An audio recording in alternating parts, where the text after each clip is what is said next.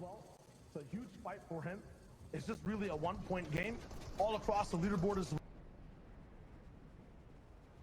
Today, the points are just so close.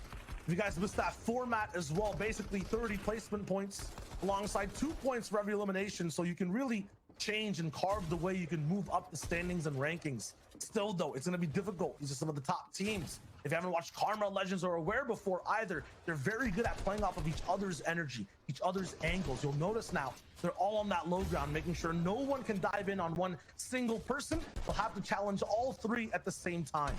And this is all adjustments based on bot reviews. It's not about where the storm is. It's just about finding opportunities to get storm surge tags. The whole entire day one, they were doing it by kind of perching up in forts. Now the EU region has decided to let's take us down to some up close and personal box fights.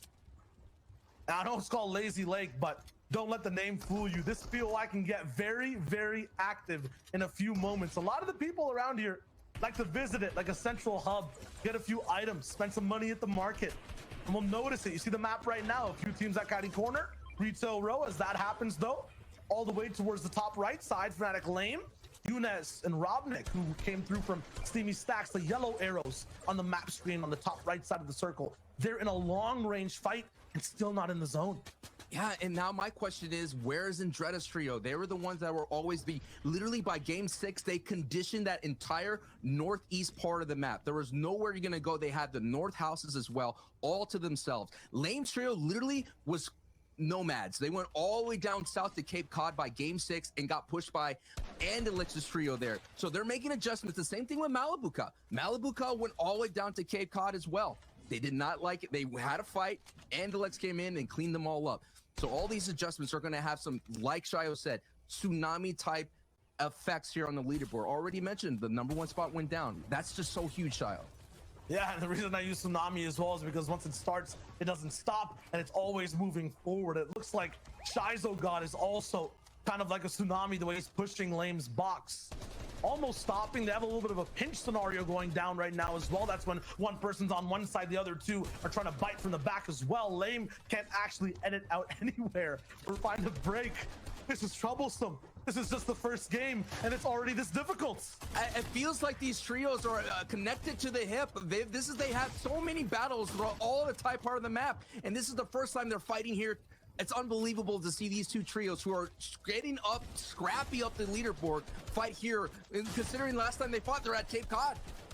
Yeah, I mean, right now, though, Lame is doing a very good turtle impression, but the shell cracks. Younes finds a way in, shoots them down, and now I think it's a 1v3. Robnik with just 50 HP. Not sure if it's going to be possible. He runs into the storm. He gets sent back to the lobby. Shizo God, flawless eliminations right there. Actually, no, I think they lost one team member, but they'll find a reboot van and they'll be right back in the game. This is what we're talking about. Day 2 here of the FNCS. Man, so many people want this. Last season, we saw some major adjustments. Thomas HD and Flickin' and Nos, Mongo Mitro and Taysom were literally running away with everything. They were putting up some big time point performance. And Thomas HD and Flickin' and Nos said, that's enough. We're gonna go ahead and land Stark Industries. And they basically vaulted themselves. They had a big pop-off performance that kicked them up into the day. With the damage output like Thomas HG, who leads day 1 with 19 elims, that kind of firepower, landing at that power position last season was a huge thing. So that's why you're seeing teams make these kind of major adjustments, because a big pop-off performance can essentially net you thousands of dollars, and in some cases, hundreds of thousands of dollars. Absolutely, and remember these 4 letters as well, because he's been against Thomas HD, EGRM, or Egram, like we like to call him right here. He's going to be going for a quick fight over at the desert. Not inside zone just yet. Mawaka's going to be the last one alive here from Light and Mr. J. These guys all land on the top left side of the map, so they're all finally clashing. Their roadways intersecting here as they try to make it towards the zone. Have one teammate picked up just shortly. The ball is in Mawaka's field. The issue is this game is not fair for him. This is not just a net with 2 teams on either side. It's just 1 man versus basically 3, and you can't win that fight. No, that's why you're seeing a sanding opportunity here. Maybe the tunnel up, but Kibo says not so fast, my friend. Going ahead and dig right into the sand and find himself an opportunity to convert some siphon and, more importantly, 2 points. Igram's trio is turning around their fate here, and with another nice, successful wipe right there as we have some battles. But man, Mr. J's trio, who started off the day one with 0 points and ended the day with 0 points, looks like so far that momentum has carried over into day 2. But they've been really consistent other than that, finishing in the top 10. No doubt they have it in them to be consistent. But Shayo, this is literally a new slate of play. The meta has changed here in day 2. Yeah, and I'm like that you mentioned that, right? You're talking about last season's FNCS in general. Now there's no more power in the POIs. As we mentioned yesterday, the power is in the players, the strategies they have. Harpoon, box dive invasions. That's what Awares is trying for. Unfortunately, it doesn't work. What did we see before? We left Lazy Lake with 2 teams. Look at the mini map now. We've got the entire Fortnite community sharing 3 buildings. And Levin must have some telepathic abilities because he said that people will be fighting for center. So no longer people are perched on the edge trying to look for storm surge tags. They're using their mechanics up in business. Look at that. So many trios in Lazy Lake dead center. Now we're going to see who's going to rotate to the 3rd zone here to center and set that up. Expect Pablo's trio, expect Trulik's trio, but I do expect many, many more because when they do in heat, they were successful. Like CRR found a lot of success going center early. It also kind of looks like 2 different gravity fields happening on the map. One pulling everyone into Lazy Lake. And if you remember that map image, another one pushing everyone to the outside portions of the circle. You don't want to use extra mats to move in.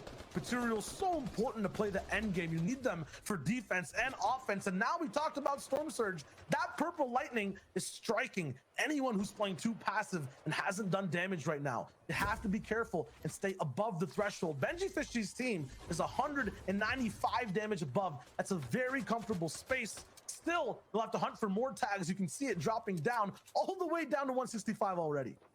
And now you're seeing that they were able to get some Storm Surge with Amplify having an elim here. Now you're seeing the points there, that little 2 gold point. That is for the day. We will have a cumulative leaderboards going forward. Absolutely. So they already got 1 full elimination on Amplify's side.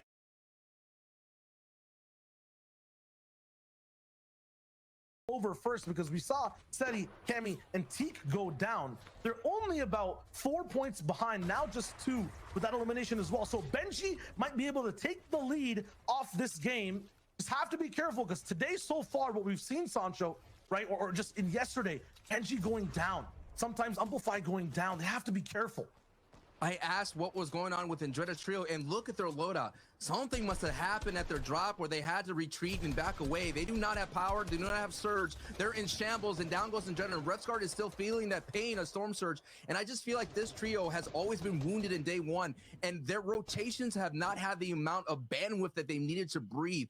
Because what ends up happening is these kind of beeline rotations get interrupted by these high-level trios who are making dead side rotations like Hen's trio and things of that sort have sternly disrupted Andretta's run. It's just, if you go back to the Valkyries, they always have a dangerous neighbor on their rotation, sometimes Thomas HD. Yeah, they're flipping their POIs back and forth as well. It just gets really awkward to have a sound footing when playing the game. Still though, I'm just watching out for Amplify, Matzo, and Benji. Train H and NRG, the combination. We're basically going to take first in just a few moments, 1 more elim, and they can do it. And why they've been so successful is because so many teams are fighting for height, and Trulix's trio with Stompy and Pink have been pushing people down with RPGs. And that game plan for Train H, Matzo, Amplify, and Benji Fishy is basically let them come down to us and we will clean them up. And that is what they're being so successful in, is every time a team gets down there, they're in shambles, and they've been rotated in. Like Reese mentioned in game 2, the height team was Trulix's team. They had no way to pressure down below, and that was just the perfect scenario, the perfect storm scenario for Amplify's plan there. He basically was able to wipe out a lot of people down below. And while these guys are kind of in a hurricane surrounded by other teams inside the top 20, other teams looking to be more aggressive, they'll be the eye in the center trying to play a little bit more passively, trying to not have that much action. On the outside, we just got the perspective of Hen, Chapix, and Janice. They're going to be rotating in just a little moment, but everyone else has the same journey to make. They have a max zone pull, and they're all side by side. They'll be clashing, like rotating tops in a little dome back and forth as they make their way towards the zone. It's so fascinating to see. Everyone was talking about I getting max pulls and max pulls. Well, because everyone's fighting style is the same. Everyone's comfortable fighting on edge, going for storm sword stacks on the backside of storm for late rotations. Now, because of these storms are kind of pushing so far to the coastline or to the center, you're having a lot of people on that line, and then everybody's, because they're not moving towards center, of course you're going to get max rotational pulls. It's going to be so dangerous. The fifth zone, things of that sort, are always going to be so dangerous because you're always on the edge. We all know center priority will get you those short rotations. And man, Revsguard, he's going to have to clutch up here as a solo. It looks so sad. He's so lonely. Where's his team? They got to focus on Surge next game, man. I don't like seeing my man by himself so alone. He'll figure it out. Props though to stay alive till that point. No shield. Oh yeah. Maybe he can make it through. If you see the numbers on the top left of your screen, 58 players alive, 22 trios still left in the lobby. Once that number of trios hits 17, that's where those big placement points start getting handed out as well. Right now, Benji, Amplify, Matzo in the best position in this entire base right now. They're from the bottom side, just beaming up, clawing up towards these upper boxes, trying to drop down anyone, get more elims and more loot. Now we're seeing the teams. We've seen Chapix go down. The Thomas HD trio, you're seeing that team. Hen and Thomas HD, they're together. They're that neighbor rotation sitting right there. They know exactly that the dead side's valuable, so that's why they're on the north side having this battle. And anyone that invested in the center down in Reach Row, hey, you got to come on back, brother, and come on down to this congested area in zone 5. It's the half in and half out, half in the safe zone, half in the storm side, and so many people are already dead center here. And Revsguard, holding on as much as possible, just falls right before the placements were almost being doled out. Tough ride right there, but this is what I'm talking about. Janice, Hen, and Chapix. Now Chapix is back to his feet here. 2 elims so far for Hen. Now they're gonna have to make this rotation, but I'm thinking because so many people are already there box fighting, they're not gonna have an opportunity to hit Janice and Hen and Chapix. This is gonna be a very decent rotation, long as someone doesn't turn and hit them, as they do take some tags here. Always gonna be a box watching. You can never assume things get to happen for free, but it's fun to believe. They finally get in though. This is pretty much for free. It was just one big pot that basically allowed them to make this rotation. But I'm not talking about rotation. I'm talking about overtaking the whole server. Look at Thomas HD. I think he just ate a snipe, but it doesn't matter. These guys have position. And Sancho, when we see this team up top, do they ever drop down?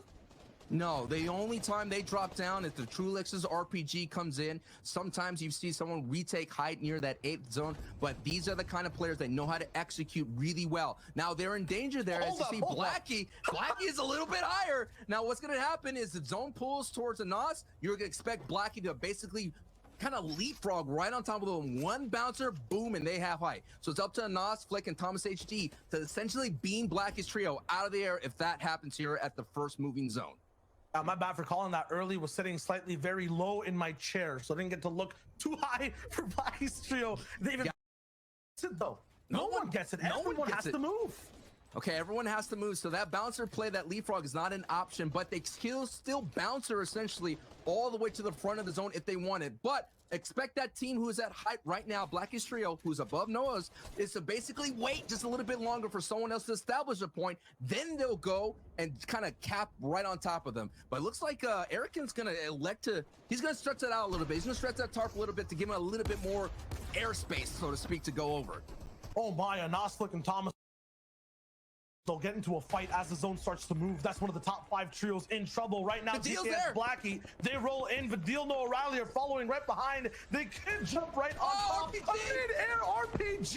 Okay. No O'Reilly, you're too dynamic. He doesn't actually get too much off of it, but now that high ground team knows what they have in store. They're still gonna push forward straight towards the top. You and Blackie and DKS still hold it down. Another RPG comes in, does not drop them. No O'Reilly with a big bouncer, but he gets beamed low on HP. Vidil falls all the way down as well, and now Noah's left in a 1v3.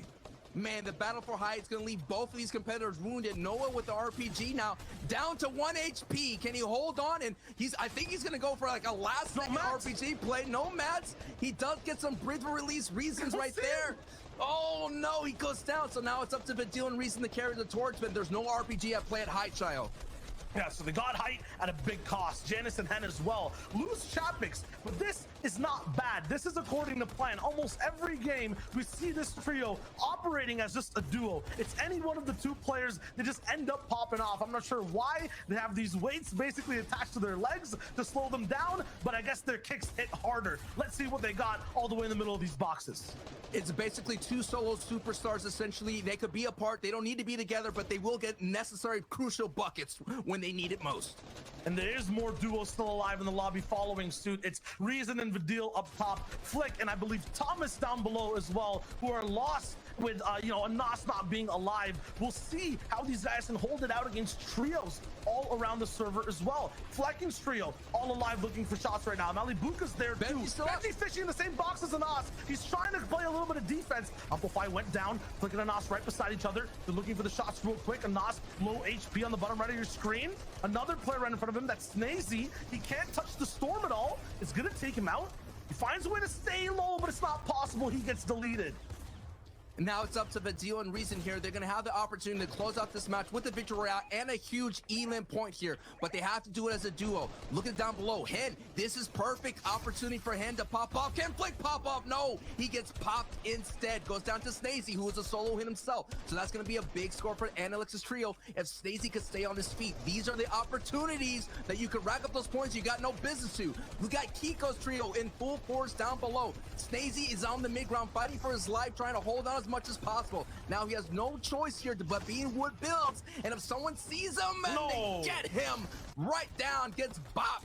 Hen has an opportunity now to kind of hold on, but I think Reason sees him, and Reason's gonna push down below. Janice went down too, so one of the biggest threats not available. It's basically almost a full game of solo for Hen, but a full trio alive down below. So 3v2 v1. Don't count Hen out. He can make a miracle happen here in this game. Still 10 elims though for the high ground Miracle trio. gone. High ground 2, the miracle. It's absolutely stopped in his path. Kiko takes a big shot straight to the face. They still have control of low ground. One of the best places to be inside the 9th zone in an end game. Reason and the deal might have to just drop down into that box. Kiko going for the med kit play. He's trying to go for a mini heal off, so he has enough HP to go for the fight here. Reason and the deal up top can't actually puncture any builds down below. It's all brick and metal. They'll have this impasse still here for the final seconds. This will be whoever wins this will be the second victory out here in these finals. Okay, we'll see exactly what ends up dropping down here in just a second. Still kind of a stalemate between both sides. The dual Reason trying to just puncture these boxes more with shots, with a little bit of piece control, but it's not possible. Reason drops down from the right side, gets Kiko. He gets traded. I think it's a 1v2 now. No, it might just be a 1v1 Slender versus Vidil. Okay, let's see what we got. Big bouncer, big shot, 100, followed by more. Vidil is insane, and he doesn't lose those. Holy 13 elims and the big time tracking to get that big shot. Wow, that is what the kind of finish that they have, and they were able to do it with that crazy RPG play, bouncing right over, sneaking up behind Blackie's trio. That's what I'm talking about. That's the action I want here in the finals in day 2, Shayo. 5 letters, 1 word, style for Vidil. Woo! That was just absolutely sick from the trio. I don't even think we were watching trios that game. That felt like duos and solos the whole way through. It did, man. There was so much chaos, so much action, and hey, we could only keep up with what we can. We are gonna need the help of the analysts to break it down more. Let's kick it to Zeke. Yo, Vidil with the massive 100 off the enemy trying to launch pad up, or rather bouncer up, bro. We were just losing our minds, dude. What an incredible start here on the second day of finals. You know you have 6 games ahead of you. You know you're wanting to come out in first, and what better way than to drop 13 eliminations and a VR in game number 1. Incredible. And one of the things that I think we kind of missed a little bit there was when Resin dropped down behind them at the end, he actually managed to pick up 2 of them, not just 1. Yeah. He managed to pick up 2 of them, making it that 1v1 situation at the end. And man, we kind of talked about this a little bit yesterday when we were looking at the other victory royale that this team had. Aim, mechanics. Like, these guys are winning in those 1v1 situations, and it's clearly proving here today. Yeah, these guys are phenomenal, right? One of my favorite things about what was so effective for these guys that game, nobody goes down. They're playing as a duo, And, you know, they have so much ammo available. One of my pet peeves as an analyst is when I watch a team, they have, you know, 400 shots available and they're not taking them. You know, you can't save your ammo for next game. You know, you've got to use it in the game you're playing. And these guys had relentless pressure, right? You know, some of the trios down below would have had no idea that it was a duo above them, right? Because these guys were constantly spraying, applying pressure, and it ends up leading to that victory. Great stuff. Also, and them great stuff. Yeah. They picked up a victory royale yesterday. They pick up a victory royale to start off, or not a victory royale. They get second to start off today. So good stuff from those guys as well. Yeah, and you don't even need the VR necessarily, right? Obviously, picking up that additional 5 points that separates first and second is going to kind of give you a little bit of a buffer.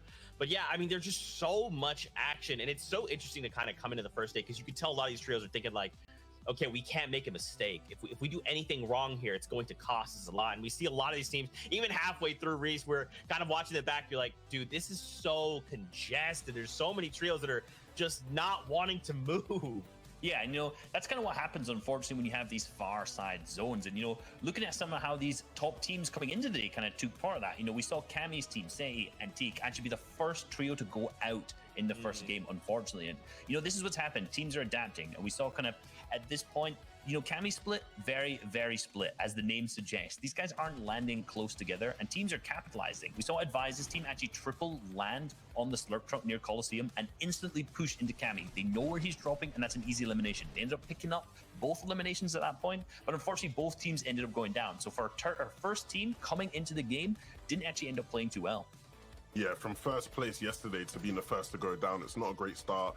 Taking a look here though, Hen, Chapix, Janice, these guys did have a decent game, right, to kick things off. I think they're going to be looking to sort of build on what they just achieved. I think they just got, what, third place there? So a really good start. Some highlight plays as usual. It's exactly what you expect out of these guys. They are in, you know, amazing form at the moment. And then the VR there, what a shot there from the deal. Great stuff. Take a look at the leaderboard. Changes. This is what happens for Cammy, City, and Teak. I talked at the beginning about how there's such fine margins, so much potential for things to change. And with that victory out, Badil, O'Reilly, and Reason will pull away just for now. Hen, Chapix, and Janice shortly and closely behind them as well. Yeah, and all of our top three are so close right now. 9 points between the top three going into the next 5 games. But if you notice, all 3 of these names were in that endgame playing as a duo. You know, Shayo kind of mentioned it a little bit, but we saw Noah Riley go down at the top when he's going for height, and he had the rocket launcher. But, you know, the boys still managed to pick up that big victory royale. But, you know, Hen, Janice were also playing as a duo, and then also they lost Matzo from Benji and Amplify as well. So all duos playing in the endgame and still managing to secure a ton of points. It just shows how good these teams really are. Yeah, I want to highlight Anderlecht, Snazy, and Squeeze there in 9th, right? They got 4th in that final game there. And so to see, you know, what they can do, they had a great start yesterday. They had another similar-ish start where, you know, they had a really good first game and things sort of tailed off towards the back end. So can they sort of, you know, sustain this level of performance over the course of the next, you know, 5 games? If they can, then I'm sure they're going to push way higher than 9th. But it's all about being able to put that into motion. Kiko, Slender, and Mosh, that victory pushes them way back up. They were nowhere near the top 10 when we looked on the leaderboard. Now they are, right? So just one victory, not even victory, I keep saying a victory, they didn't win the game. Just one second place alone, you know, is enough to push you so far up the standings there. I think you were trying to project onto them. Hopefully these guys are going to pick up that victory royale, you know? They got it yesterday. You know, their games yesterday were interesting because they were actually battling back and forth between Anderlecht, Snazy, and X-Squeeze. You know, we see Kiko's team landing in Retail Row, and then we see also Anderlecht's team landing down in Kai Corner. So they're kind of opposing Storm Surge strategies, right? They need to fight against each other. But in that game, they ended up actually not. So both performing very well. And, you know, you said in that game, you said they were similar to the first day tomorrow. They started 1st in the first game yesterday, and 4th in the first game yesterday, and 4th today as well. Anything goes right now, Fortnite fam. With 5 games left, who will be our new FNCS Trios champion? We're getting closer to find out. But for now, we're aboard the battle bus once again and back into the action. It's Shy Wager, it's Sancho West. Over to you guys. Who will be our Trios FNCS champion might be the hardest question to answer because the variables are changing each and every game. And how chaotic those variables were changed. I mentioned that yesterday, that this kind of formula, it's all set, everyone had it, but literally the entire formula has changed. We're no longer edge fighting here on Storms. We're no longer hanging out trying to get simple Storm tags from a distance. We are getting in the nitty gritty. We are getting right up in people's grills and trying to get them out of this competition with some aggressive play. Just seeing Advise's trio literally land on Cammy's on that split on one of those trio members, like that in itself shows you how aggressive people are. And for the first time in a long time, Shio, we may have a zone being up north. And that's going to be spending some great news for Hen's trio, who's been always making these crazy south migrations, right? Finally, they get one in their backyard. So it's going to be interesting to see if they're able to walk away with the victory royale. And one thing to point out, though, is we saw that Hen and Janice were going in there basically in that final movings is basically as duos, right? And what would we say? They will find a way to get some good placement out of that and get some elims. And they ended up in third place, Hen getting all the way to that point. And that's what's been working so well for them. And if you try to do that formula or somebody else, it just doesn't work. It just doesn't make sense. It shouldn't work. But Hen, they end up making it work so well. This is like the one math class that I love because I can actually understand it and follow it through, right? Just expecting good players to play great. I feel like I'm actually at home and now I'm learning. Still, though, for Matzo, Amplified, Benji, that last game, huge for them to take over at first. They had one of the best positions. They were beaming down below. They get knocked down one tier to third now. They're still kind of in that running. It's just 5 points of a difference. But you have to remember, Sancho, right? When these teams have an opportunity to steal a game over, when they have an opportunity to be the guys controlling the lobby, and they miss it, that hurts because that opportunity doesn't come every single time. Speaking of opportunities, looks like Lame's trio and Malibuka's trio have decided to see their luck at Steamy Stacks, and I think Andretta has decided to, like, hey, I'm out of here. Now we're going to take a look at the overall scope of things and seeing if there's any other kind of engagements happening. And that middle zone, that is Michael's trio, and they have been doing so well throughout this entire day one. Their success has been led to a lot of smart rotations and taking advantage of those crystals. Absolutely, those crystals letting you just jump back and forth. The 0-point crystals, of course, have so much more flexibility. That overhead map shot was just really cool too. You're noticing that a lot of trios are splitting more and getting more, being a little bit greedy off their POIs. Oh yeah, this is huge. It makes it look like a beautiful painting though. It's nice. We get art inside Fortnite amongst all the action. Yeah, Matzo is never really that far off the coast. He's usually Amplify is the one that's that far. Amplify literally sits on the edge and he just fishes. That's how far as he goes. Because you have Paco's team kind of landing in that logjam, but we all been knowing that Paco has been going all the way to center as fast as possible. Those kind of teams that play for center, they're usually there 5 to 6 minutes. It's the teams like Benji's teams and teams like Hen's teams and Vidil's teams. I would say they'd be in their POI for 8 minutes, but it looks like all calm is chill on this POI. For the first time, there is a moment of peace. No, this is not peace. Have you ever been on like a customer support call before, Sancho? All the time. You get angrier the more you have to hold. I guarantee those trios are just, just steaming inside Steamy Stacks, waiting for the fight to break down, pumping up their loadouts. Past that, though, these guys got their call answered. They're at the help desk. Artox, Pizza, and Ardent might not even need a helping hand here. They're looking pretty good in this fight. Ooh. Never mind, reverse that situation. Never mind, double reverse that situation. We're now looking at them just taking apart Vior piece by piece. And in a matter of, 7 seconds, that fight is over.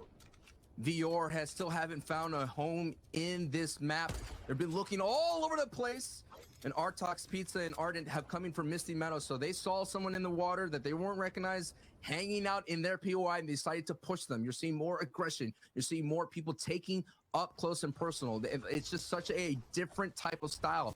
Now, Julix and Charentos, they were landing out there in the Colossal Coliseum in day one. They moved to Pleasant Park at the end of the day. They found some success. There was multiple trios here, but right now they basically pushed out Advisor's trio. And Advisor's trio, like they mentioned, went all the way down towards the Harass Akami split.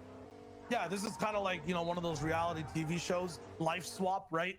So it's cool to see how these guys are playing in each other's POI swap, right? Yeah, POI swap. It's just so different because these guys just leave so early, Julix and company. They just go straight over to a different POI fast. Meanwhile, when we saw Cubics yesterday, he spent a long time there, enjoying the home, cooking some food in the kitchen. You'll notice 2 cars, these guys are gone. Maybe up keeping metal? Nope, they're skipping that. Toronto's taking snipes at the passenger side. They're looking for more across the map.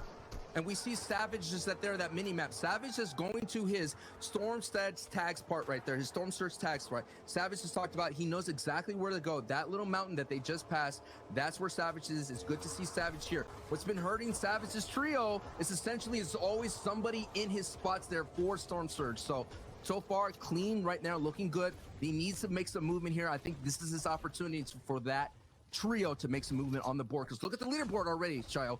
First place was Vandil's trio, 171 points. Second place, Hen's trio. Third place is Amplify, 162 points. Seti Kamiatik, who got 0 points game one, just slid down to fourth. Not too bad there with 147 points. And Flickanos and Thomas HG right on the heels, 141. I got to message the back end and see if we can support these many points being dropped down by the first place team. We're almost at 200, and including this game, we have 5 more to go. So, like, I'm not even sure what records are about to be broken inside this FNCS if Vidil, Noah Riley, and Reason get, you know, maybe just 2 more games to do what they do. There's nothing like a wild card. The wild card just causes so much chaos, and Knifer's trio has been so chaotic throughout the entire day and the tournament total. So far now, they're in another spot. They're in the contesting Steamy Stacks. These guys have been all over. Maybe they just want screen time. You know what I mean? They want to see some broadcast stage light. And that's a great way to go, is just to go to a different place because the camera's there. Absolutely. I mean, these guys are just hunting for the fight. It's nice to be dynamic and stay on that north side. You got to remember this game also might be different because this is a very different type of zone. Usually, towards the south, you see the mountains, or we're in the dry desert. Now we're in the lush forests and what is it? Coves of craggy cliffs, maybe? It'll be more calm. It'll be more calm. But as soon as we tune in with trios like these, Chapix, Janice, Hen, Andretta, Scram, Refsguard, they get a little bit more scrappy. They like taking shots fast and then moving away. Now we have a zone that is in their backyard. Janice, Hen, and Chapix, they have opportunities where they kind of push up to the north side. They love to get the scavenger route team. So that's why they're making their way towards those houses. We don't know if anyone's there because right now, Knifer most likely rotated down into Steamy Stacks from that area. So if Hen, they get an idea where this trio is, they most likely will push down to here to see what they can do. Because right now, this is that dead side rotation. And Hen, Chapix, and Janice, they love to make those kind of rotations because it works really well for their playstyle. And like I mentioned, day one, all those trios that do dead side rotations, play for height, like the Analyx and the Hens trios, they were just always not getting that 5th zone, or when they did, an RPG will come in and stop them, or someone will really be aggressive for height, like Trulex's trio. So that's what's going to be going for in this day too. Like, what kind of height takes, retakes, or height plays are we going to see? And also, for the bottom of the board, what kind of adjustments they're making in real time. And I'm thinking you're right, Shio. They want to be aggressive to kind of close the gap with some 2-point elims. Might be the wave. Could also just be having a good time. It's fun to run around in the grass, right? Like, we've been seeing everyone just held up in boxes. Maybe want to stretch your legs a little bit. Mayhem definitely doing that all the way up in the air. Teams on the other side. Yeah, now everyone's in box mode. You see it happen every game. This is Snap's trio. Snap, obviously, Snasty on your screen right now. Well, Stop 10 finishes on day 1. Impressive, but at the same time, it's day 2, baby. Day 1, sometimes the patterns might not be the same. It's not. It's completely different. Even the gameplay is different. It's unbelievable. So, very good record overall. Swag down right now. That's Swab.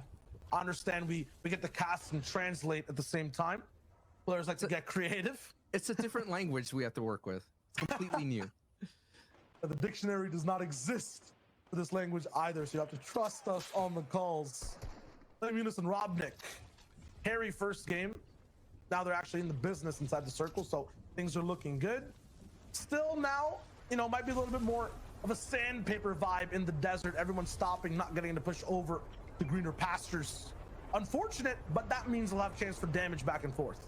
Now we're taking a look at zone 2. In the middle of that zone, on that same mountain where I just pointed out, Savage's trio is there. Now they're all together there. They have great vantage points looking for Storm Surge tags all over the place. But now you see Thomas HD and a Nas and Flick here coming down from Dirty Docks, seeing all the people, all the action out there in Steamy Stacks here. And this is why it's so dangerous if you kind of just go all in a outer POI fight. Someone's going to rotate and they're going to find you. So this is going to be a huge opportunity to start this match 2 here for Flick and Nos and Thomas to get some much needed Storm Surge tags. 118 is nice, but I know if they get a lot more than that, they're going to make very passive rotations going forward and have the opportunity to play for height. Might have to get some water for Flick as well. I think this man might be dehydrated waiting all the way over for that late game. Look at the loadout. It's fully close range. It's fully meant for those box dives and rotations and fights towards that end game circle. But if we're looking at patterns, one of these guys is going to go down. It'll be a duo game, possibly. And that'll be trouble if it is Flick, because that golden loadout looks amazing. Trader, Wishiwashi, and Rax, you know, first time looking in at big FNCS finals performances. They've had some of the most creative fights we've seen so far. Some really good ways to rotate around as well. Their damage threshold looks really good too. Yep, Scram and Chapix ended up fighting as well. And we can obviously see which way that fight went. It's just simple, man. It's like I mentioned, all great minds think alike. All these players, they kind of rotate the same way. There's valuable rotations, there's efficient rotations. They know exactly where every piece of rock, where every piece of tree is that they could farm, refarm, 0 crystals. And what ends up happening was when you find those valuable, easy, like chill rotations, you're gonna find someone else there. It's just the way of the world. That just ends up what's happening here in the Fortnite island. It's funny that they're even called 0-point crystals, because every time I see a team use them, they get way more than 0 points. Like these guys, they push in hard. Past that though, no crystals to eat here. So maybe these guys get left at 0 points, picking a bad fight. There goes Leo down. Right next, the Shizo God. Mayhem comes through to meet him through. They got so many floppers. They took out the heal man of the squad. Chug splashes, floppers, gas canisters, heals. This is huge. It's almost if Leo was a character and he just held on to all the floppers and he was trying to sell some, but they didn't have any kind of gold and they took Leo out. Four floppers total. 3 of them are going to be kind of distributed there. Now we're seeing the zone revealed and you're seeing, look at this. There are some kind of teams right at Savage's door right there in Belief. Now you're seeing as well. That's Henge. I believe that someone's at center. I wonder who is center on that tree. That's a very valuable mountain spot here, because we all know when in-games get there, it's pretty much is going to revolve around that little big mound there. So we'll keep an eye on that. It's not Badil's trio there that's fighting right there. And Stompy goes down. So that means once again, Noah Riley, the deal reason is going to hold on to that RPG, and we saw it last time. It was a key to their success when Noah Riley going in and full sending it to height to help his team hold on to that, and at the end of the day get a victory royale. Absolutely. Sometimes you don't even need that RPG all the way towards the end. Leo down, ZQ and CRR are going to be the ones affected so far. Oh, taking a look at it. Oh no, big snipe over. If the deal's knocked down, it's not even the snipes, it's Storm Surge coming in. This guy's not going to find anyone to do damage from. Kinzel, I guess, wasn't there this time or didn't want to fight. That's a team all the way near the top that won't be there to stop anyone else. That's wild, man. Usually Storm Surge for that team is all about pushing people that are on the scavenger route. Egram was the kind of guy that did it. Every time they made those rotations on dead side, they usually unlock that. And Reason's still holding on. He's just doing all that he can. He's going into his heals. He has to survive 3 people here. 3 people have to go down, or if he can hit the snipe of his life here, it could happen. Can Reason hold on? He's going to have his eyes set on the tree on the left. This is going to be a huge opportunity. Does he hit it? No, he doesn't hit it. That's what he needed. He's going to fall shortly. And there he goes, down to Storm Surge. And that's the #1 team eliminated. 173 points. Is basically the lock now. If anyone can jump up past that, it would basically mean that they're in first for the competition. A second chance now for Benji Fishy, Matzo, and Amplify. Another big wave for Janice, Chapix, and Hen to push themselves forward. They're the 2nd place team currently. And for everyone else around, like the Siptos, Kinzel, CRR, Leo, who got rebooted, it's a chance to catch up, not having one of the biggest point hogs alive in the match anymore. CRR finds a pocket of destiny to get these frags and shots in. Not going to be possible for him to connect for any more, though.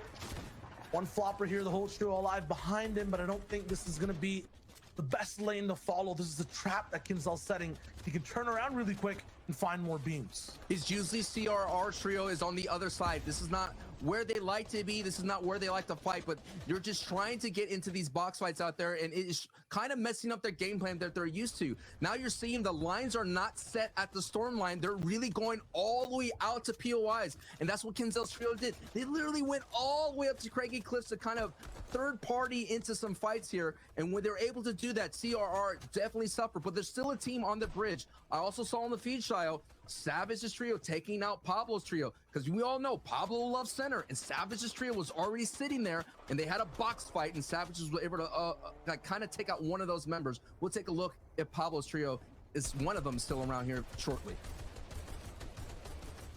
This is the worst spot for Benji fishing bots. Oh no, every single time, Benji. every game. Scooped up from the dirt by a shovel of shots from high grounds. And now there's no way that these guys can dig back their chances at staying in this game. No shields, no reboot men in sight. Matzo and Amplify have to operate as a duo. I know they're powerful, but they're so much stronger with Benji at the helm. Moshi's also just pushing right by towards the box. This man has taken out some of the most high-profile teams towards the top spot. In game 1, it was Seti, Cammy, and Teak. In game 2, it's Benji Fishy. These guys are basically bounty hunters running around the map. It's up to Amplify and Matzo to kind of have that same performance that they had in day 1, game 1, where they're able to get a top finish without Benji. That duo is still strong. We all know that Matzo could make some sound rotations. Now we're taking a look at the rest of the field here. Let's see who's still up. ZQ and CRR find some way to survive that stormhold, and now literally without any heals, down to one headshot from any kind of weapon basically, and they're out. It's not survive, it's just delay. That's the operating word. How far can they Delay. get before they're taken I'm out? optimistic. I think they could I'm pull a realistic, miracle. man. Like, look at the HP. Look, I'm not we in know- this game, Sancho. I think I have more HP than Look, these here we guys go. in total. Here we go. CRR, we know, What? has the ability to do something, pull a magic out of his hat and get some beams right there on Wakey. This is an opportunity. You know, if they get a refish, they're right back in, and oh Okay. no! It was too much too soon, and the edits come down from Neb's trio. And they just see it. It's just sometimes you can't overcome statistics, Shayo. You're right. No, it's not even that, though. You're right in the fact that it could still affect the server. It took out Wakey from shields and HP down to nothing. That's going to affect the Siptos and Kinzel's chances, that whole trio, of making it in. Talking about big trios, though. Hen, Chapix, Janice, High Grounds. This is kind of like, what is it, a metaphor for the standings right now. They're basically in first if they make any form of placement. They already have 2 elims, so they're basically tied now for that first place slot, and they're looking down on everyone, making sure no one can touch them on height. And it was Hen's trio that was sitting at that tree mountain. They were the one there as well, set up early, and they had so many people try to claw away and take height from them. On the rotation from the other side of the center from previous zones, it is Savage's trio, and they're making their way into this fight as well. This is a match they desperately need, in my opinion, to make some moves, at least get some confidence build up, because they do have championship pedigree. Tayson again going for that back-to-back-to-back championship. Let's go, boys. Let's get it done. It's big, too, because they didn't get a chance to fully play out that game number 1. This is huge for them in 2, and they already have 5 elims in total as well. I'm talking about it. They're here. Savages, he has them cabbages, baby. Let's go. It's in the inventory. You know it's going to be real. And the inventory could be in the chat. It's always good to give the spirit over to Savage, but still, look who's on height. Got to remember, though, the bigger they are, the harder they fall. If you want to talk about Savage versus Hen right now, if you're on low ground, you might get shot at, get affected, get looked at. It's not going to really affect you the whole way through. You can move, you can adjust. When a team chooses to shoot you down and contest you for height, they're going all in. So it could be troublesome. These guys try to hold everything, but they got zone. That's huge. It's moving over towards the Coliseum. We're foreshadowing a big fight, possibly between 2 teams towards this endgame. Gotta remember, too, those walls are indestructible. Not even the Acts of Champions, I think, can break that thing down. So these guys have to be careful and make sure they're higher than those walls, especially all those low ground teams. I'm going to say something, but just vibe with me, everybody. Not even the mythical Infinity Blade could take it all down. They're not going to have it. That sword ain't going to do it. I ain't going to cut it, dude. They're just too strong right now. That structure is too massive for even that to take it down. Oh, but Seti going for the revive, not going to be possible for him to have the awareness at the same time to look at the right side of his wall. A second game where Seti, Cammy, and Teak don't get to have a voice. Silenced, take down to the mouth, and now it's just Teak with no shields. He finds Milo, but can't do anything else. He could do this, man. Oh my goodness. You can't do anything else. Real. He can't do it anymore. I was gonna say the sand tunneling could allow him to extend to delay the inevitable, but right now. But let's take a look at the inevitable. Is the height, is Janice's trio alongside with Hen and Chapix having some extreme dominance right here, and Matzo goes down in the feed to Tayson. Here it is. Savage, Tayson, and eye drop here on the low ground. Now with the layer switch, they have an opportunity to get some damage done. Here we go, Chayo. Yep, they started all the way from mid, drop down straight below. Just basically ownership of, look at it, basically half the zone. No one can push their boxes from the backside. High ground doesn't want to touch them at the bottom. They have to elevate though. We are going past the Coliseum. We're basically going to be on the wall, on the edge. It has to be the best rotation. Andalex, Snazy, big bouncer to get up as well. You got to be creative with where you're going, but now they're neck and neck with Savage's trio. Yeah, Savage is right next door. They're on the same layer, but they're gonna move up. Andalix is gonna tarp up, slowly ramp up, and he may cut off Savage's trio, and they do! They grab right up top over the leaderboard, 9th place, dropping down. But the people who were just barely ahead / behind them, they just go straight all the way towards the top. But it's Hen, Japix, and Janice who are still controlling height up to this point. And with this zone, they can really bully anyone who's up on top of these walls. Question is, there's low ground is out the door now. Low ground, if you fight there, if you're a Matzo fan, if you're a Benji fan, that is out the door. So now it's about the teams who have the experience, who know how to tarp up for height, and that's why Xweez here and Andalik is actually Snazy have an opportunity to hold on. But in these fights, oh no, they go into the Coliseum and it's rotating out of the Coliseum. They may be able to get, I don't think they're gonna be able to get out there, no way. You might be able to from the left side. Snazy has found a way to go around. Pencil up top, low HP. Janice and Chapix look better. Savage all the way on low with the eye drop. They're operating as a duo, so is Flecken and Bayon. Stash has his full squad with him. Matt split, Savage has none. Just 3. The big shots are there with lever action. We'll see height splitting up the ammo. They're getting ready. They're prepared for the beam down. 7 trios left. We're getting closer to the top 3. That's huge too. Lucky number 13 with players. There's a big beam from Xweez. He gets down Savage. He now has the big guns available to push forward, but Snazy's behind him. Merely just the pet with the HP that he has. He can't really touch or do anything or peek out to anyone. It's all up to Xweez to lead the charge over here. Operate with one player basically on the leash. That Harpoon will make sure they can break through. 5 different trios still left alive though. I can't believe Xweez was able to get out of the Coliseum. They probably went down and made some great layer switches to do that. Merch Stash is going down here. But the story is Xweez and Snazy here trying to hold on as long as possible. Down he goes, but Snazy's still up. Snazy still has an opportunity to get to the top 3, and that's gonna be, Snazy just takes out Janice with a big blast. And Snazy is still fighting for this opportunity to get into it, and he does get into that top 3. Right now, it's a dream down on low ground to try to be able to survive this very difficult zone. Pretty soon, these guys will have to face reality as Snazy goes down. Yes, the high ground is very real. They've been waiting, barely using mats, and now they're ready. It's a 2v2. Chapix and Hen versus Flecken and Bayon. Flecken here doing his best to hold on. It's Bayon and Flecken. They had this opportunity. This is where they got into the reboot round along these horns of the Colossal Coliseum. Now, Hen has not had an opportunity to put some max damage out in this lobby here. Now Flecken is taking some damage. Flecken is in. Hen gets it right then. Hits Flecken right down. Gets down and out. Hen is on a tear. Now he's looking for Bayon. He has to find him. Bayon has a lot of health advantage. Down goes Hen. But it's Chapix at height. Can Chapix? Yes! Chapix is able to close the door on that valid attempt there with 8 limbs. But what a great finish for Flecken's trio to get to that opportunity to have a say and to move up their leaderboard with a top 2 finish right then and there. But hey, I gotta say, Snazy coming in, getting that top 3, that was big too. Yeah, Snazy survived the whole way through. You were surprised.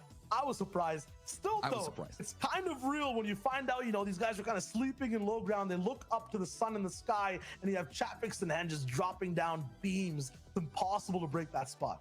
Yeah, I know Hen's trio, they were happy that the Colossal Coliseum was in play, no doubt, because that means most likely to get the victory out. But at the same time, that kind of move up that wall kind of took out a lot of opportunities to send beams down below, because people just basically get kind of caught on that fortifying wall.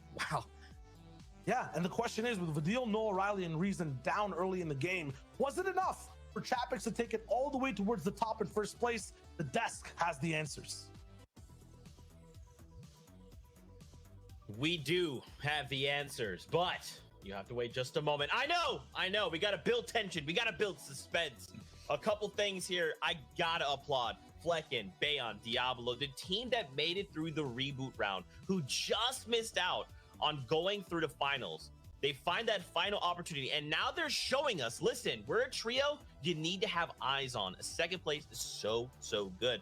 But Reese, Hen, Chapix, Janice, even when Janice was down, playing closer to that mid-ground tarp, Chapix, he's like, hey, don't worry. I got you, bro. I got you. You know, this is this play style we're used to seeing from these guys. Eliminations early and mid game, picking up enough so you don't have to worry about Storm Surge. Then after that, claiming that height early on and just absolutely running away with it after that. You know, they pick up eliminations. I think they ended up with 8 there total. But, you know, one of the things I actually want to look at, you know, we keep mentioning Flecken's team. I was kind of, while we're watching there, you know, my prediction's Hen's team. But at the same time, when I saw Flecken going on and starting to perform there, I saw a kind of flashback from the reboot round. I was like, he has the medkit. He intentionally went into zone to take that one tick in the zone so that you could pop the medkit and go for the heal off. And it looked like you could have ended up playing it. But, you know, let's be real. Hen's team was just too good.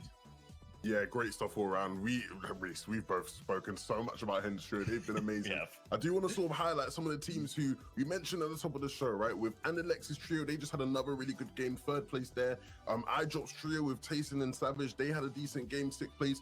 Now, I mentioned these guys had bad days yesterday. If this is the time now for them to sort of pick things up, get back into a rhythm, then, you know, it's going to get really exciting because I've mentioned how, look, we've had a lot of teams, you know, who we expected to do well, doing well.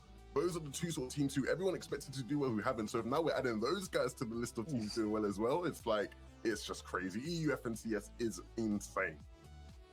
And it's crazy too, just how close everything is, especially when we're coming down to like your top 5 trios. When they know, like, hey, we're about to go down, they're still finding opportunities to find additional eliminations, placement, the works. Yeah, you know what? We were watching Rezon's team in that previous game. You know, this is from game 1. They started off with that big victory royale, and that took them up to the top of the leaderboards. And you know what? This is kind of how it was done. We saw Rezon at that point jump all the way back behind. If you notice, no one's paying attention to him at this point. 2 massive tag shots and then a 3rd to pick up the other one. So at this point, that is actually clutch. You know, we had to make sure this was seen again because we didn't get to see this from Rezon's PoE. But the fact that he jumped behind them meant that no one was paying attention to the tall. And then we all saw this. Zeke, you were getting hyped about this shot. Vidil picked up a massive shot. 89 HP, and you can see that he actually tries to go for a little mini play, trying to get ahead, but actually ends up hurting himself by going into the zone instead. But he's prepped. Absolutely laser focus aim, picking up Slender in that first game. Yeah, and Shia sort of alluded to it, but in the next game, right, the game we just watched, these guys actually go down to Surge, right? They went down early, and that did leave room for other teams to sort of have, you know, a great game. Look, we saw going into this, Hen's team was in 2nd place, and that victory has a big chance of pushing them ahead, right? And so, how do these guys bounce back now? They just went down to Surge. This is not something we see of them, right? Like, this is not something you expect to happen to Noah Riley's trio. You expect these guys to always be good in Surge, and so how do they bounce back? Like I just said, big opportunity for them to sort of lose that 1st place slot, and they do. Hen, Janice, and Chapix are now starting to pull away. I really wanted to see on day 2 who's going to be the trio to sort of pull away. Hen, Janice, and Chapix look like they're the ones to take that initiative. You know, if any trio is going to pull away, it's going to be our prediction trio. Let's be real, Levin. Come on. And they're absolutely going for it. You know, these guys deserve this slot. Like I've already made, I'm going to say the stat again. I've said it so many times. These guys have been top 5 in every single tournament they played as a trio. You know, I definitely think, honestly, these guys are the strongest coming into that. But we can't kind of overshadow some of the other teams here in the top 5. You know, Amplify, Matzo, and Benji Fishy. Today, you know, the first game, they were 7th with 4 eliminations, and that last game only being 14th with 1. But you know what? They started off some of the other games a little bit hit or miss as well in day 1. So these guys have not been super consistent in every game. But all that kind of suggests to me is that they have the big potential for another massive victory and to jump back up the leaderboards. Yeah, most definitely. I do want to sort of highlight one thing to watch out for, right? If you're a fan of, you know, seeing how rivalries play out, on that first page there, 5th place, you know, Mexi, Michael Verup, 4th place, Thomas and Nas and Flick. These guys are huge rivals, and so who's going to beat who in terms of finishing in that final place at the end of the 12 games we've had? Who knows? Bayon, Diablo, Fleck in there, you saw them in 17th place. That game does sort of help them, you know, get a bit further up the standings. You know, can they sort of get into a position where they can make a bit more cheddar, a bit more dosh? It'll be interesting to see. Well, man, we'll have to see if you guys' trio can hold on, because if they do, Chapix is going to have to make the trio some secret ingredient soup. But for now, speaking of spicy, we're sending it back over to Sancho West and Shy Wager. It's game number 3 of the FNCS. Let's hold on to that soup for just a little minute there, because we've got some more beefy action still in play inside the FNCS. That third game or second game just kind of passes on. Now it's really time to get the brass tacks. Oh yeah, man, you could feel the pressure is building slowly and slowly. You're seeing big time reaches to make some movement, and Refsguard is now back into the fray here, looking for those first points of the day. It's just been one of those days for Refsguard's trio. But if their day one performance can show what they can do in day two, they have the opportunity to at least make a say into the top 10. Absolutely, and right now they're starting things strong. They weren't really, I guess, present that last game at Steamy Stacks. I didn't really see them around. Maybe they left a little bit earlier. Now they're really stock hopping, looking for those shots left and right. It's looking nice, and they've won against Robnik so many times. Looks like Legend gets an elimination on Pablo. No doubt that happened out there in Holly Hedges. So many more adjustments are happening throughout the entire map. More people are moving, trying new spots here. At this moment, sometimes when you only got 3 matches left to go, Shiloh, you just got to throw it all on the wall and see what sticks. Right now, Robnik's sticking straight to the floor. Can't move. Got knocked down. And then we have Vidil moving forward as well. These guys have to be on the hunt today, 100%. Yes. Because last game, it didn't look too good. This game, they're still not finding more. And this is why. Every POY, no one's being flexible anymore. They're really staying in their boxes. They're not over peaking. They're not going towards the right or left side to find anything more. They're just focused on their one-on-one fight. And here's another one-on-one fight in day one. It went towards Refsguard's trio. I mentioned that they were able to clear out the entire northeast side of the corner, sending multiple trios throughout the entire map here on their own here. And now, clawing their way up slowly. It all begins, man. We've seen it. This kind of format could definitely pop off here. Get a couple things going away. You get a box fight. You get a nice refresher when you desperately need it. Maybe you pull zone, maybe you get to high. All of that's still in play here, but they're gonna have to fight in this kind of creative box fighting map they've just created here. Like, did you see that down below? We're talking about metal tarps and everything. Like, let's go, boys. Let's have ourselves a good old-fashioned box fight. This kind of reminds me of that dance floor all the way back. Yes. And what was it, like New Factories? Yep. In the last map? Yeah. This is basically the same thing. We're about to start a party. Yeah, no, it's not the kind of party that you definitely want to take if you're Refsguard. It's just going to further delay your rotation. It just seems like that's what happened throughout this entire Steamy Stacks here in the EU finals. You know, championships were born here. You know, Janice and Tayson, they all won solo championships from here, but it just seems to be the opposite here in trios. All the analysts, we always have this kind of conversation like, what's going on with Steamy Stacks? Why can't they produce the same kind of production on the trios base? It's just simply, it takes a long time to end your fight there. Yeah, and as a result, everyone just kind of, you know, gets really stuck on the leaderboard. They can't really move back and forth. Speaking of the map, though, right now, bottom right side type zone. So no one from Steamy Stacks will be able to have the freest type rotation. It'll be long. We have to talk about the kind of day that Kiko's trio is having. They're doing really well. They're in-game. And this zone right here is going to heavily favor them as well. Now we're going to go jump back up to this engagement. Refsguard's getting one. I think that's close to being the wipe, but no, another trio is here to fight. They're here to have some more fun. And I think I have to guess it's actually Boyer. Boyer, who was down in the orchard. I think Boyer now is looking for some Elim points as well. It's time for round 2. And these guys don't have that much steam left in the tank. Scram just get picked back up. That's kind of huge. But once again, just deep inside this factory, it's so hard to find ways to move around. You have to remember it was the old team who was just here, who had all the control of the walls. Refsguard and Dreda and Scram will have to redecorate and at the same time escape. And get out of there. This is why these fights take forever. As you see, Boyers desperately try to cut them off from getting from the Steamy Stack. Scram and Refsguard are left behind. They're trying to get in as well to vault themselves over. They have to be careful here because as soon as they try to get out of here, beams from Kluja and Hellfire and Boyer may send their way. And Boyer's one of those teams had a decent start in game 1 as well. Just after that, those rotations from down south from the orchard were very tough to navigate. They had to go through Colossal Coliseum. They had to go through the Hunter's Haven multiple times. And now they're just, let's make some adjustments and push out the teams that are making late rotations as well. But not by hanging out by the storm line. Let's get in their grill. And this is kind of a fight at the bottom of the leaderboard. Basically 22nd place for Refsguard and Dreda and Scram. Meanwhile, Boyer all the way down towards 29th. So even sitting up high, yes, these guys have the high ground in game and also on the standings. Boyer will choose not to use aggression to move up, but just smart rotations and pressure. Good choice, good choice. Eximako Verox, these guys also kind of far from home in a sense.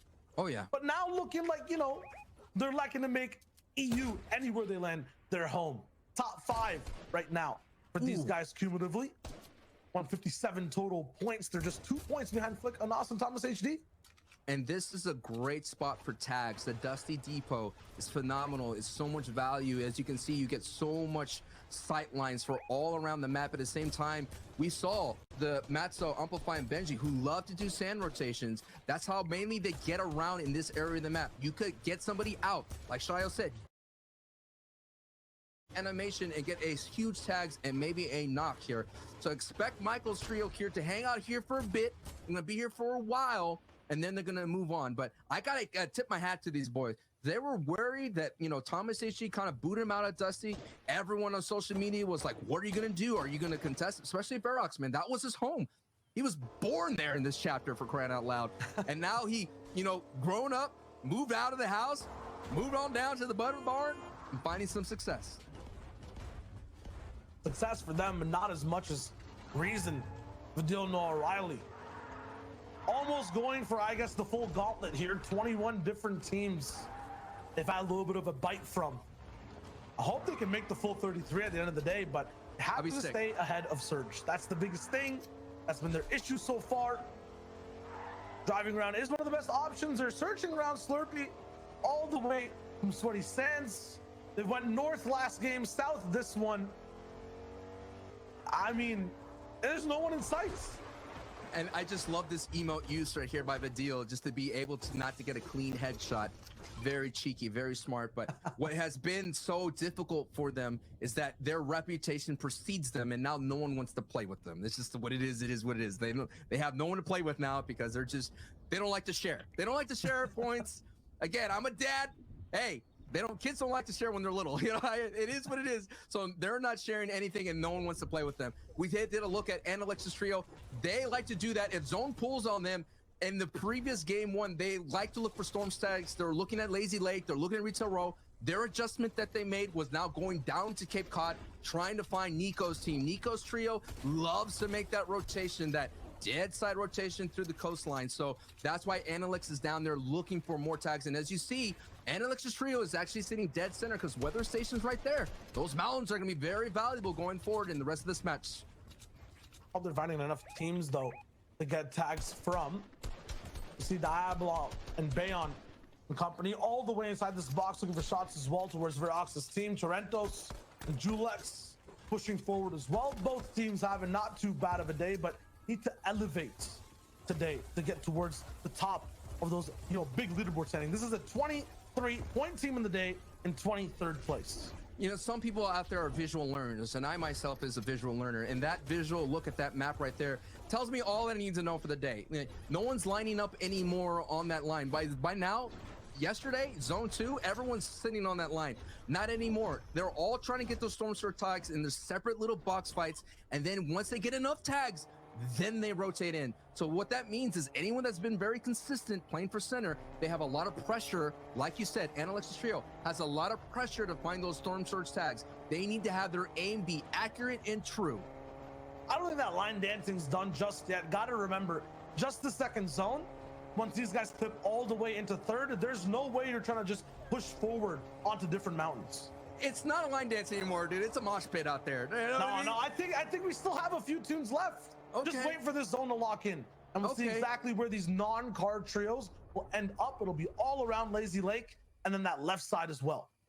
All I know, man, is just, I don't think it's a silent disco. I just think it's just all right. Like a loud mosh pit of destruction that's happening out there in all these fights. And And like I mentioned, man, the rotational bandwidth is just so little now, more than anything. And if you're like Chirentos and you're not finding any kind of fight, Chess team here is going to have some issues. Now they have to box up and try to get some tags here. And before they know it, they're going to be the ones that are late, rotating in, and then they're going to be storm held.